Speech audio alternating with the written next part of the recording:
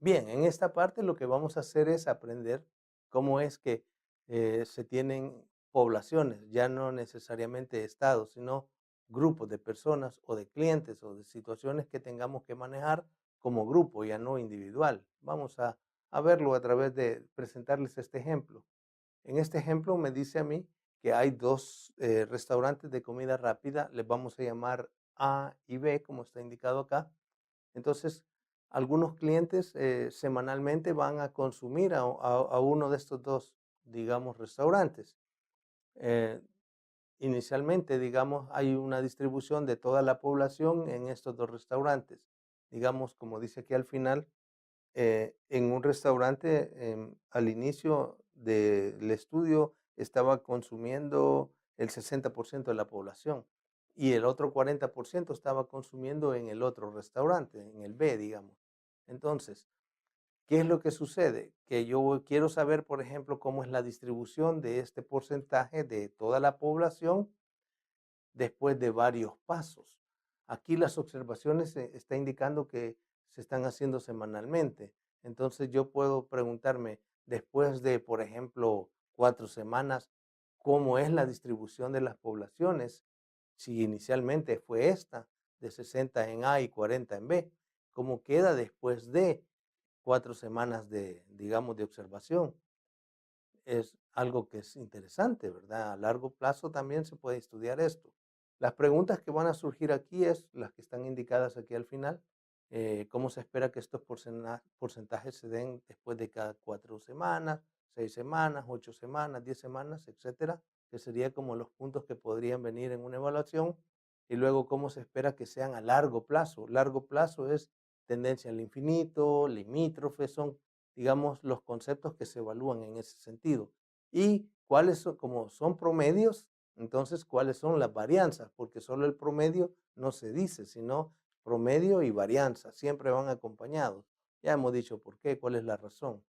Entonces aquí la diferencia está en esto. Por ejemplo, cuando me dice que calcule la matriz de probabilidades de transición, aquí hay información para poderla calcular, porque me dice que hay preferencia de los clientes para cada uno de estos restaurantes. Entonces me dice que el 15% de las personas o de los clientes que en una semana estuvieron consumiendo en uno de los restaurantes se pasan al otro. O sea que se queda solo el 85 en él. Y lo mismo me pasa con el otro, que el 10% de los que estaban consumiendo en el otro que se trasladan hacia el, digamos, de B hacia A. Entonces son como las probabilidades de transición. Veamos entonces cómo hacer esto. La matriz de probabilidades la puedo calcular y la matriz de probabilidades, digamos, si yo la analizo y empiezo a calcular las P, digamos, vamos a nombrar los estados 0 y 1. Entonces, P00, ¿qué sería? La probabilidad de que habiendo estado consumiendo en el restaurante A, 0 va a corresponder a A, en la siguiente semana siga consumiendo en A. El 0,1, ¿qué sería? Que habiendo consumido en A en la semana anterior, en la siguiente semana se pase a consumir a B. Eso yo lo puedo obtener de los datos que me da el problema. Y lo mismo pasa con el caso de B. B sería representado por 1. Puedo pasar de 1 a 0 o quedarme en 1. Pero ¿quién está haciendo eso? Un cliente. La probabilidad de que un cliente, pero no está hablando de la población, que es a lo que se refiere la temática de esta sección. Estamos hablando de que de toda la población, de todos los que van, el 60% está en el restaurante A al inicio y el 40% está en el restaurante B al inicio. Y luego de una semana, entonces no me lo va a decir la matriz P. Y luego de 2 semanas tampoco. Y así, entonces, ¿cómo hago? Esa es la situación que tenemos en este caso. Es diferente a lo de cálculo de matriz P a la N, porque no me está preguntando que si un cliente, habiendo estado inicialmente consumiendo en el restaurante cero, después de 4 semanas siga consumiendo en cero. No es esa la pregunta, sino que es que qué cantidad de gente va a estar consumiendo en cero después de 4 semanas. Es muy diferente. Entonces, para responder esas preguntas necesitamos una teoría. La teoría es la siguiente. Vamos a ponerle nombre a la matriz, como está dada ahí, como la tenemos al inicio. Vamos a definir las P sub I J a la N como esa submatriz, digamos, esa matriz de probabilidad de transición de los estados. Además, vamos a llamar C0 a una cantidad. Aquí estamos hablando ya de población. Cuando yo hablo del C0 y del C1, es la cantidad en cero. En N significaría después de N pasos. Y como yo tengo una cantidad inicial, en vez de poner N en el paréntesis superior, pondría 0. Con eso yo pondría, digamos, que la cantidad inicial en 0, o sea, C0 a la 0 sería 60 y C1 a la 0 sería 40, que son las combinaciones iniciales. Entonces yo puedo decir eso ahora. Y también puedo hablar de que quién es C0 a la N, por ejemplo, es de la cantidad de clientes, por ejemplo, que consumen en el paso N en C0, ¿qué pasa ahí? No incluye solo los que todo el tiempo han estado en cero, sino que pudieron haber ahí, como hay posibles transiciones de los clientes entre 0 y 1, entonces los que terminan en 0 en el restaurante A, después de N pasos, posiblemente hay algunos que hubieran estado en el restaurante B, en 1, y terminan en 0 después de N pasos. Hay una doble corriente de acceso. Los que siempre están consumiendo en 0 siguen en 0, pero también hay unos que se cambiaron de 1 a 0 y esos van a estar incluidos en el C0 a la N. Entonces esa es una de las cosas que tenemos. Aparte de eso, tenemos también el concepto de probabilidad de transición en N pasos. Esos ya son elementos que tenemos, ¿verdad? El P00 a la N, por ejemplo, es la probabilidad tradicional de que habiendo iniciado en 0 esté en 0 después de N pasos. Y el complemento sería de que no esté en 0, sino que esté en 1, digamos 0,1 a la N. Eso sería, digamos, lo que hay que hacer. Y lo que hacemos entonces es introducir estos nuevos elementos.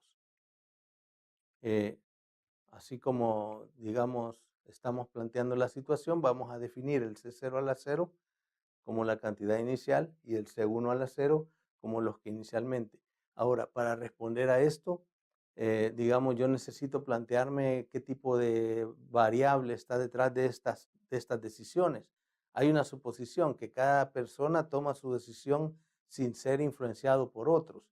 Eso significa que, digamos, hay en cada, digamos, elección, las personas pueden elegir entre dos valores, digamos entre 0 y 1, y lo eligen al azar. Entonces hay una probabilidad de elegir 0 y una probabilidad de elegir 1, que sería el complemento.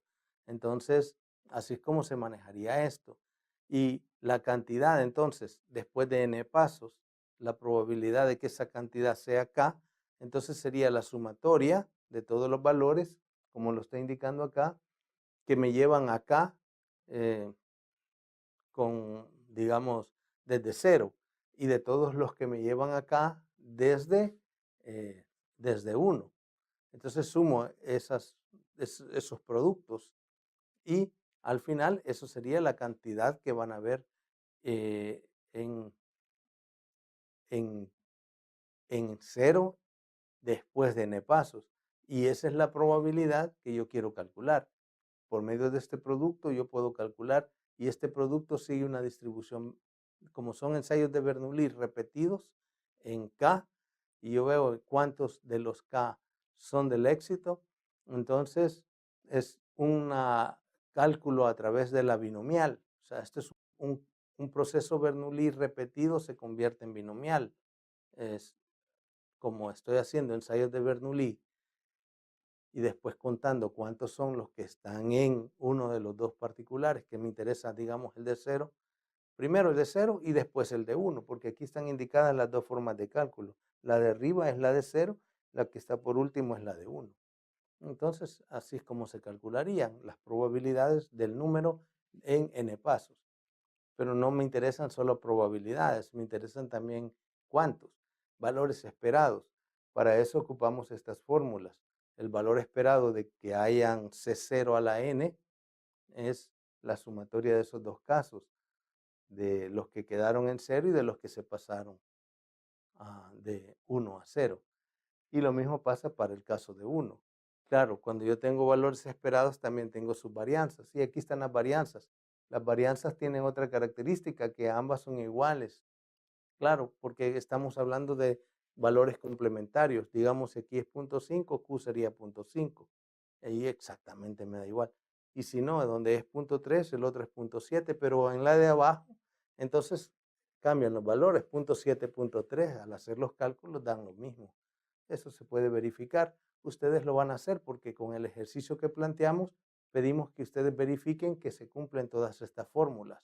Y eso es, pues, digamos, lo que queremos hacer. Y para terminar, yo quisiera que ustedes entiendan cómo es que se calcula a largo plazo. A largo plazo es cuando n tiende a infinito.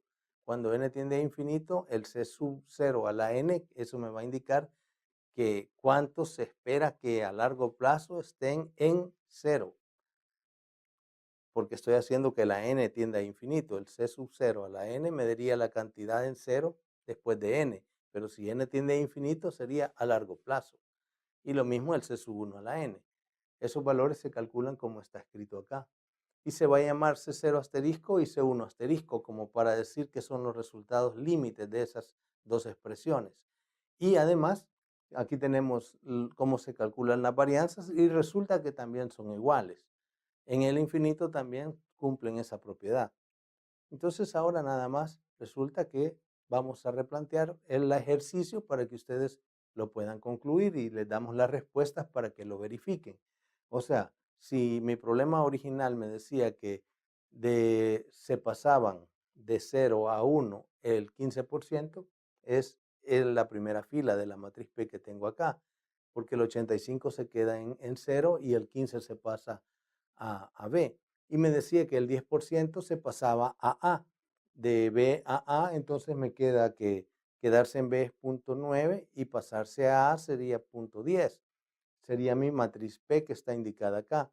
Con estos valores y el C0 a la 0 que me dan, que me decía que el 60% de la población estaba consumiendo en A, por ende el 40% estaba consumiendo en B, sería el C0, el C1 a la 0. Entonces tengo esos valores iniciales. Me preguntan qué pasa cuando n es 4, después de 4 semanas, como las observaciones se hacen semanales, y aquí tengo yo todos los resultados. Lo que quiero es que usted haga estos cálculos con las fórmulas que se le han provisto y que verifique que se obtienen estos resultados.